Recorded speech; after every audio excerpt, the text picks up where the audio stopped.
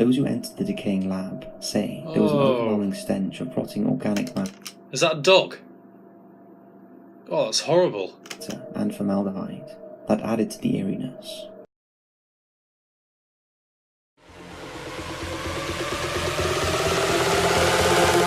Look around you.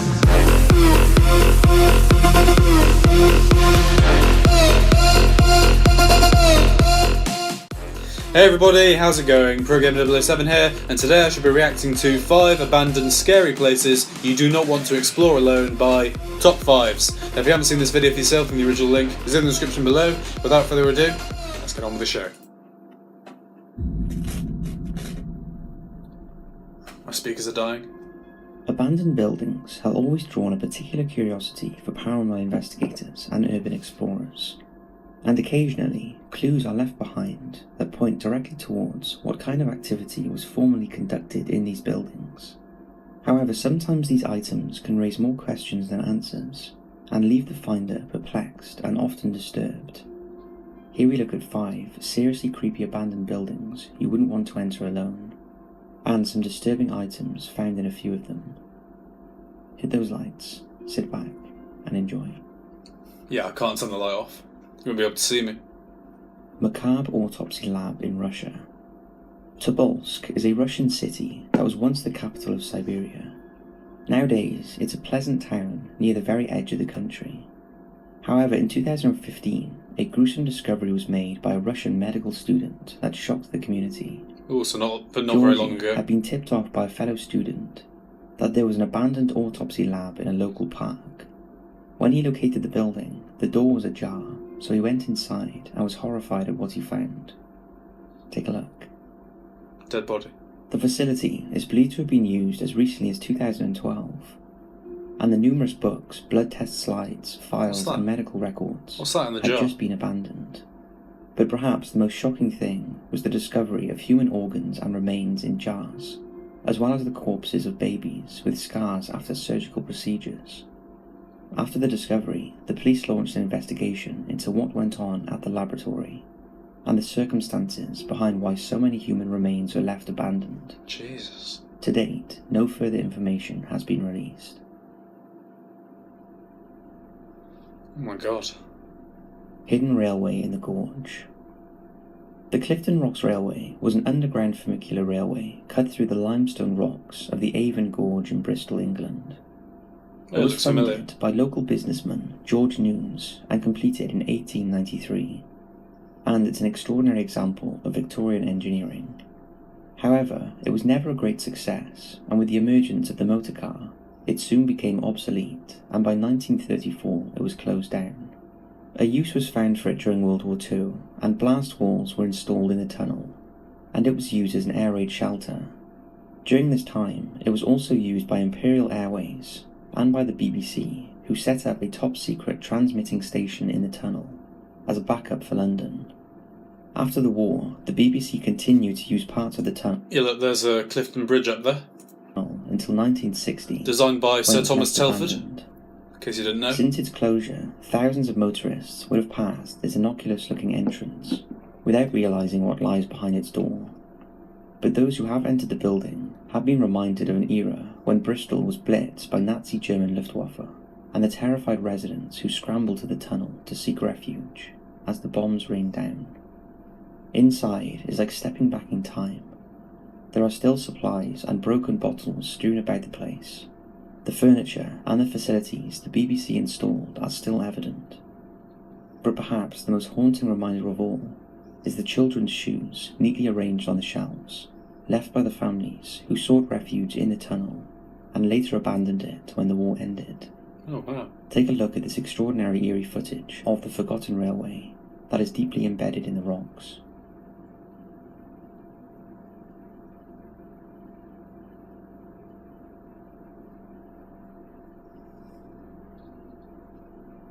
Wow, it's weird to think that that place was used in World War II. Has been set up to restore the structure, and it's now possible to visit parts of it. But you can imagine just how terrifying it must have been for those who sought shelter down there, not knowing what they would face when they resurfaced.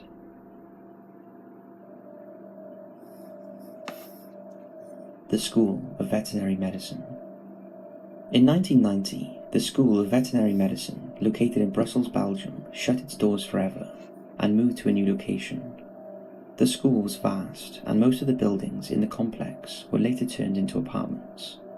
However, there was one part that was left untouched, and when urban explorers explored it in 2013, it was like a scene from a horror movie. Full of gruesome animal specimens and organs, the building was littered with notes, books, and journal publications, all left abandoned to collect dust. The jars were carefully labelled, stacked up, and left to rot. Take a look at these extraordinary photos.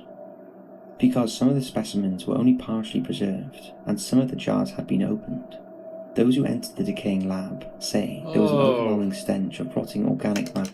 Is that a dog? Oh, that's horrible. And formaldehyde that added to the eeriness. But in case you were planning a trip to view this macabre museum of forgotten specimens, it's too late, as the whole of the former veterinary school has now been converted into residential homes, although it's not known what happened to the grisly exhibits. I wouldn't want to live there.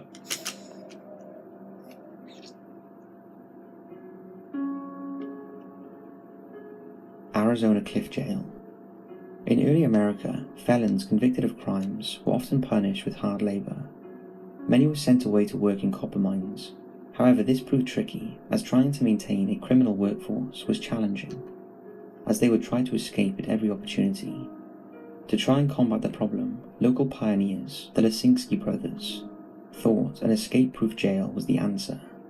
And in 1881, local stonemason Margarito Varala, blasting into a solid granite cliff in Clifton, Arizona, created 2 escape-proof cells. The entrance to the jail could only be accessed by climbing up the side of the cliff. The smaller of the 2 cells was for extremely dangerous criminals, and the larger ones for less violent. Both of the cells were fitted with heavy iron bars that were 2 inches wide and 3/4 of an inch thick, and the 2 barred windows were 10 feet above the floor. Over the years, the jail housed some of the worst criminals at the time, and no one ever escaped. But disaster struck in 1906 when a large flood almost submerged the building. The water was so deep that the prisoners had to be pulled out by ropes through a small window. After the flood, the jail filled up with mud and debris, and so was abandoned. It lay forgotten and deserted for many years, until it was partially restored in 1929. Nowadays, it's open to the public, and the sediment from the floods has gradually raised the ground level with the entrance to the jail. Although to get to the underground cells, you have to ask permission. Once inside, it's very dark, and thick chains that held down the prisoners are still in place. Wow. The cold, cramped conditions are a chilling reminder of the harsh realities of law enforcement on the American frontier. To add to the creepiness, it's also reported to be haunted by the spirits of its former inmates. In an ironic twist, there is a plaque outside the jail that claims the jail's first inmate was in fact Margarito Varala, the man who built it, who was thrown into the cells after he partied a bit too much after he completed it. Number 1. Creedmoor Psychiatric Center. Creedmoor Psychiatric Center in Queens, New York. Of course the psychiatric centre is going to be number 1, clearly. Opened in 1912, and was originally intended to be an out-of-town haven for the mentally ill. But over the years, it grew, and now occupies more than 300 acres, with more than 50 buildings, although many of them are now empty. At one time, it had a reputation for being overcrowded and understaffed, and during the 1950s and 60s, rumours spread that conditions at the hospital were horrific, and staff were routinely cruel to the patients. Today, the outside of the still active hospital looks deceptively sterile. However, behind this facade are several empty buildings which tell their own stories, and are now occupied by hundreds of pigeons. In parts, their waste is piled several feet high, and amongst the decaying furniture and hospital records, a single rotting undergarment can be seen dangling on a hanger, a chilling reminder that patients with some of the most troubled minds once lived here. Take a look at these photos taken at the facility. Oh my god, that's creepy.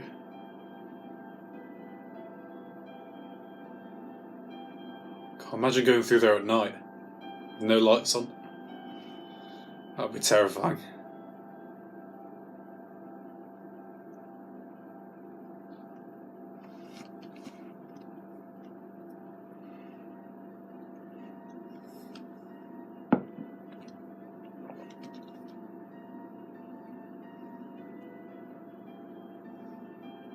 What is that stuff? If those don't give you the chills, then I don't know what will.